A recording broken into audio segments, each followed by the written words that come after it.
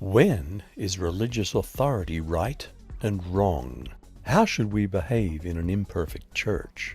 Should we quit church and return to the devil, or stay and be a force for good? Let's look at Jesus' blunt assessment of human religious leadership in Matthew 23, verses 1 to 12, and see if we can learn a better way of leading by example. Can inherited religious authority be wrong? In Matthew 23, verse 2, Jesus said, "The scribes and the Pharisees sit in Moses' seat. What about those who claim to sit in Peter's seat?" How trustworthy is inherited authority? Some Baptists believe that there have always been Christians that practiced immersion. Some Sabbatarians believe in an unbroken line of Saturday Sabbath keepers. Apostolic succession theorizes an unbroken line of ordinations from the first apostles. Is there any guarantee in the Bible that someone in any of these theoretical successions would teach infallibly ex cathedra? Can descendants be wrong? Jesus said that those who succeeded Moses and sat in his seat of authority were wrong. Do we say and not do? In describing those who sat in Moses' seat, in Matthew 23, verse 3, Jesus said, "They say and do not do." How should we approach church leadership that demands religion but doesn't practice it? The scribes and Pharisees sat in seats of authority descended from Moses.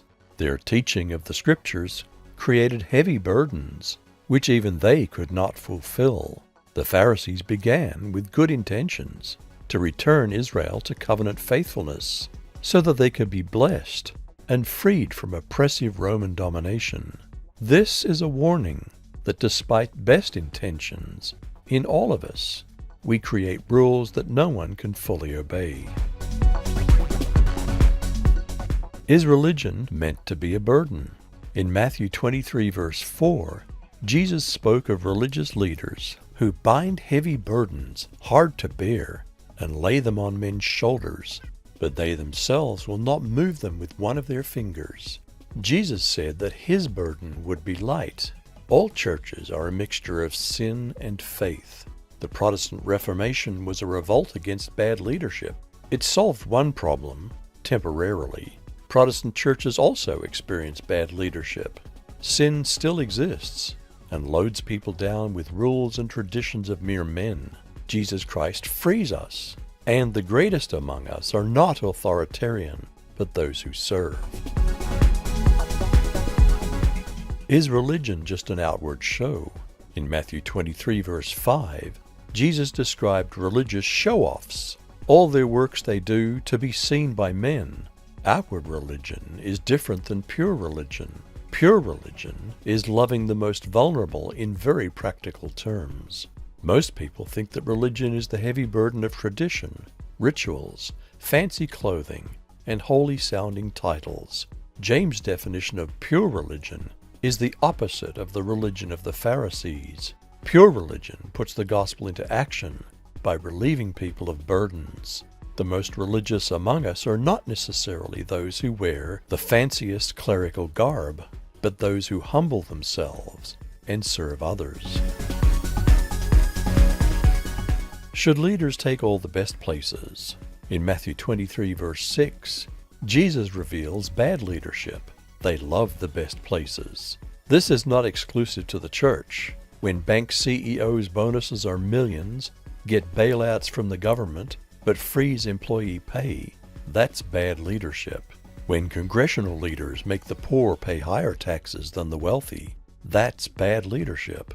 When the medical, pharmaceutical, and insurance communities demand the highest incomes, charge Americans double or more for health care than other countries, yet refuse health care for the poor, that's bad leadership. We're called in the midst of all this to provide good leadership, individually and collectively. Should leaders exalt themselves? In Matthew 23, verses 7 to 10, Jesus said, "Don't be called rabbi. Don't call anyone on earth your father, and don't be called teachers. Did Jesus ban religious titles like rabbi and father? The New Testament refers to Abraham several times as Father Abraham. Paul called himself a father of those begotten through the gospel. Is this a contradiction? Jesus often used hyperbole and exaggeration to make a point. God is before any human father, and Jesus before any human teacher. This condemns the human motive of self-aggrandizement. What is servant leadership? In Matthew 22, verse 11, Jesus says that he who is greatest among you shall be your servant. Scribes and Pharisees loved the Bible and prayer, just like many Christians. Could Jesus criticize us with a similar penetrating assessment? Do we practice what we preach? Do we release people from heavy burdens? Do we believe that clothing is unimportant? Do we take the less important seats and offer others the better seats? Do we insist on titles or allow others to treat us the same as everyone else? Do we emphasize that we're all taught by Jesus and have God as our Father? Are we humble servants? What is true leadership? In Matthew 23, verse 12, Jesus said, "Whoever exalts himself will be humbled, and he who humbles himself will be exalted." Bad leadership is burdensome and self-centered. It imposes heavy, cumbersome loads on people. It crushes people with unbearable demands. It sees people stagger under heavy loads without lifting a finger to help. Bad leadership is very self-centered. It focuses on its own self instead of those it's called to serve. Bad leaders love to get dressed up in clothing that emphasizes their position. Bad leaders love the places of honor instead of the places of service. We're called to selflessly free people from their burdens. Church is and always will be a place for faulty people. Rather than quit and return to the devil's world, let's stay and allow God to mold all of us imperfect sons and daughters into humble and loving saints. Let's allow the faithful example of our forebears to inspire us on our pilgrimage to heavenly places.